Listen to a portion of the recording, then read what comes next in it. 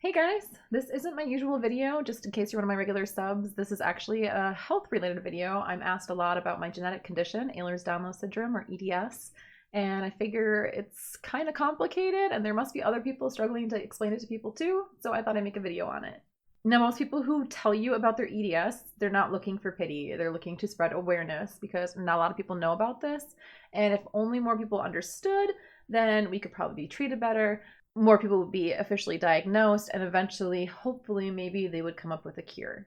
Now, a lot of people have never heard of EDS, so when I try to explain it to them, they think I'm nuts because I have to explain that I have all these crazy problems wrong with me, and they're all related to one thing. So for starters, EDS is a connective tissue disorder. That means it involves collagen, and basically it's like we have faulty collagen. The best way I've heard it explained is picture somebody built a house, but instead of using cement, they use like chewing gum in place of cement. So everything that's supposed to be held together tight is kind of flexible and moves around too much. All right, I have some fancy images for you here. Collagen is found in everything. It's in your skin, in your bones, in your tendons, in your muscles, just everywhere. So it's all the organs, your skin, just everything. And there's a bunch of different types of EDS, and there's three major ones. There's the vascular, the hypermobile, and the classical.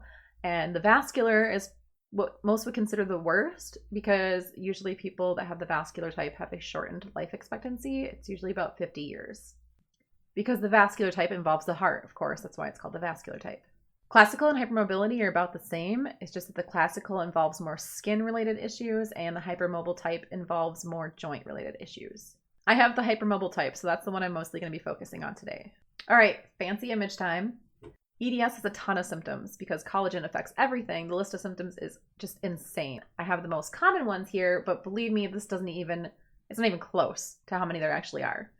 The problem is EDS is an invisible illness. So a lot of people that have EDS, if they're even diagnosed with it, because a lot of doctors don't even know about it, they end up trying to explain themselves to people all the time. I mean, you can't really see my EDS issues unless you see my mobility aids, like my walker or my wheelchair, or if I happen to do something like gross, so it's kind of hard to see, but I tried to get an angle where you can see that my elbow is actually bending backwards. So if I can move over, you can see this is my hand. And my elbow is kind of inside out. And then you can do things like this, which is actually one of the requirements for being diagnosed, is being able to do this little thing. We call it our EDS gang sign. So it's just putting your thumb to your forearm. Now, just because you can do this does not mean you have EDS. You have to be hypermobile and have all these other problems too.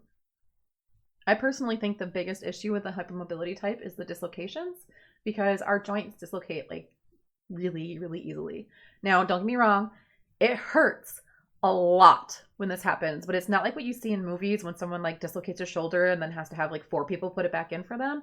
For us, it's a little bit easier usually to put our joints back in. I have some days where I wake up and my shoulder will be dislocated just from sleeping. I even had one day where I woke up and both my shoulders are dislocated. I had to have my husband to help me out of bed. It was terrible. I've dislocated ribs while hiccuping. And even though I'm used to it, it still sucks every time.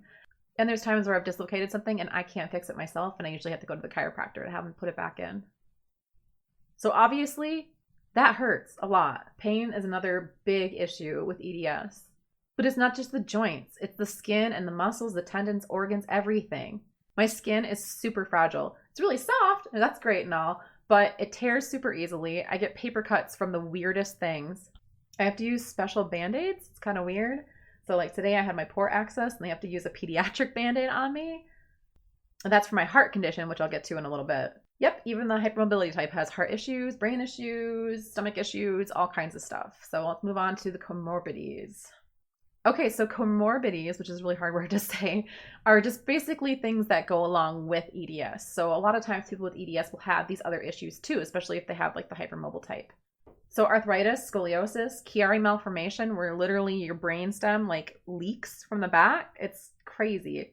Chronic fatigue syndrome. So basically you're tired all the time, and not just tired, like you're just exhausted. I have to take medicine that's used for people with narcolepsy. Mood disorders, so depression, anxiety, your brain is just all out of whack. Not to mention how stressful it is to deal with all these crazy issues all at once. Then there's mast cell activation syndrome, which means basically you're allergic to everything. Some people have it worse than others. I do pretty good. Sometimes I break out from random things, but I have allergy medication. It's under control. But I have a friend who literally can't go out during the holidays because poinsettias will send her into anaphylactic shock. Then there's also gastroparesis and POTS, postural orthostatic tachycardia syndrome, and I'll talk about those individually here real quick.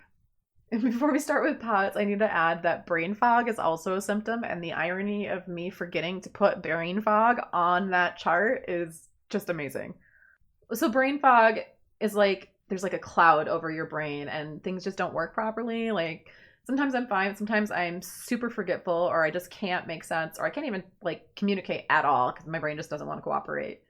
And there's good days and bad days with that too. In fact, that's another big thing with EDS is that there's good days and bad days, period. And sometimes you're great and sometimes you can't even get out of bed. So postural orthostatic tachycardia syndrome, which is a really fancy way of saying when I stand up, I pass out.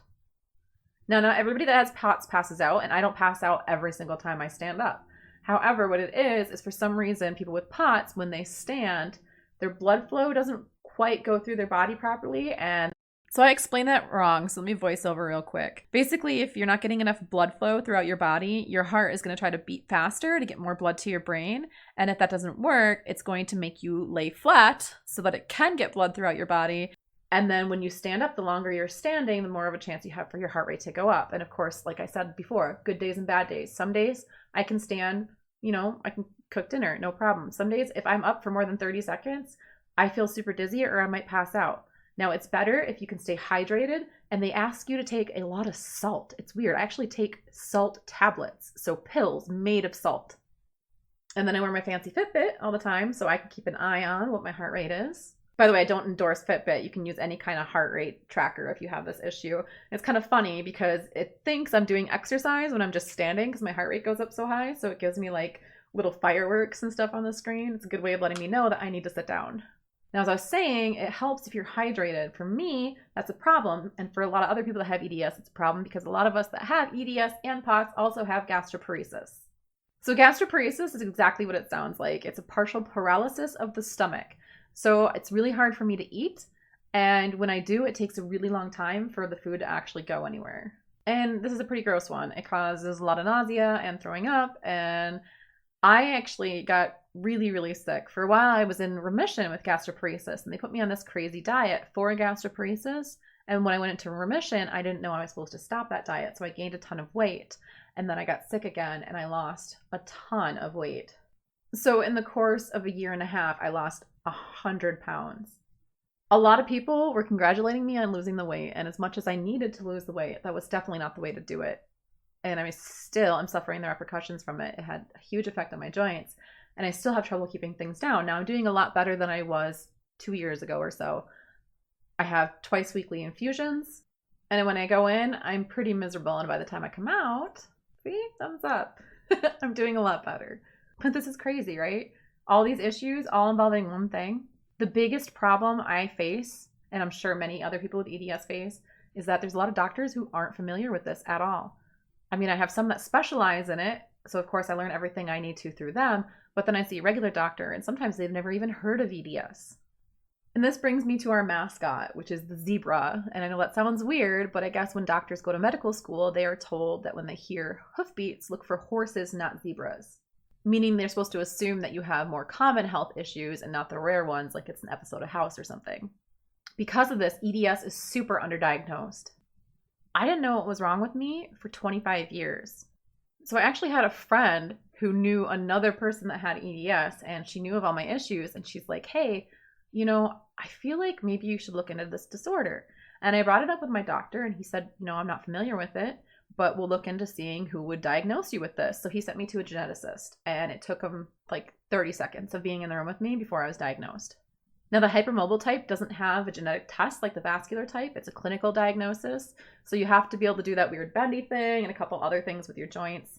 You need to be able to bend your elbows backwards, your knees backwards. And then you also have to have some of these comorbidities, like the health issues with gastroparesis or other organ-related problems, skin-related problems. There's a whole list of diagnostic criteria you have to meet to be able to be diagnosed with EDS.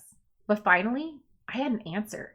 And it was amazing because it got to the point where some of my local doctors thought I was nuts because how could I really be having these issues? I mean, one asked me to dislocate my shoulder in front of him because he didn't believe I could do it. And then finally, when I had this answer and I could see doctors who knew about EDS, it was life-changing. I think that was the worst part of all of this, is not being believed. I mean, I get it. It's crazy. I mean, having all these issues be one thing, when I found out they could all be related, I thought it was nuts. So now my doctors know the truth, but there's still regular people in my lives who maybe don't believe me. And I try to understand it, because some days I can walk around my house unassisted. Some days I use a cane. Some days I'm totally wheelchair bound. So most times when I go out, especially if I know there's nowhere for me to sit down, I'll use my wheelchair, which some people think is like, oh, such a sad thing. But no, I love my chair. It's given me actual freedom to do some of the things I could no longer do. And it sure beats passing out in public. Not to mention the joint pain standing causes if you do get to stand for any period of time. It's like, what frustrates me the most is when people see me in my wheelchair and then they see me out of it, or they see me walk from my wheelchair to get into my vehicle and they're like, what, you're standing? You can't stand, you're in a wheelchair. That's like my biggest pet peeve. And one of the things I really hope that I spread any kind of awareness is that people that are in wheelchairs aren't always wheelchair bound.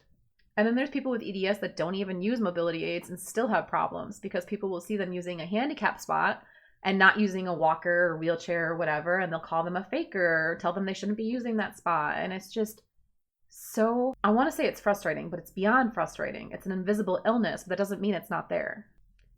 So I'm assuming that some people with EDS are going to be watching this. So the best advice I have, since there is no cure, is obviously to see a doctor. If you think you have EDS, see a geneticist, and then manage your symptoms the best you can.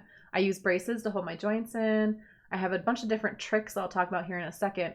But another big thing I recommend is maybe joining some support groups. I've joined support groups on Facebook for EDS, and there's ones for P.O.T.S. There's one for people that have EDS, P.O.T.S and Gastroparesis. There's tons of them out there. And there's also some that are just for your local area. I mean, just look it up. And the people there are people who actually understand because they're going through the same thing.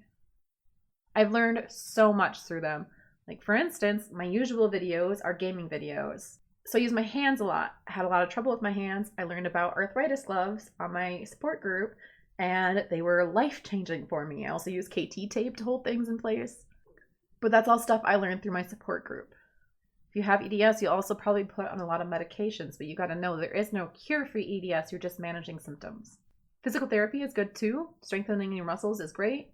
But you need to be prepared because EDS is a degenerative disorder. It's hard to say that too. And that basically means that it will get worse over time. So while I really enjoy gaming, eventually I probably won't be able to do that anymore because my hands just won't cooperate with me. So in the meantime, I just try not to overdo it. So this is already a really long video, but there is a lot more to learn about EDS. I'll put some links in the description, some different sites where you can learn some more. I also have to tell you guys, I'm not a doctor. Nothing I say can be taken as medical advice. I'm just giving you my personal advice and letting you guys know the information that I've learned through research from doctors and my personal experience with EDS. I hope I've explained enough where you kind of get a better idea of what EDS is. It is a very complicated disorder. Feel free to ask me any questions you like in the comments. I'll try to get back to you. And I also encourage anybody with EDS to comment about your experiences with it. Share. This is a good place for you guys to talk about it. I'd love to hear from you. So thanks for taking the time to watch this. I really appreciate it. Thanks, guys.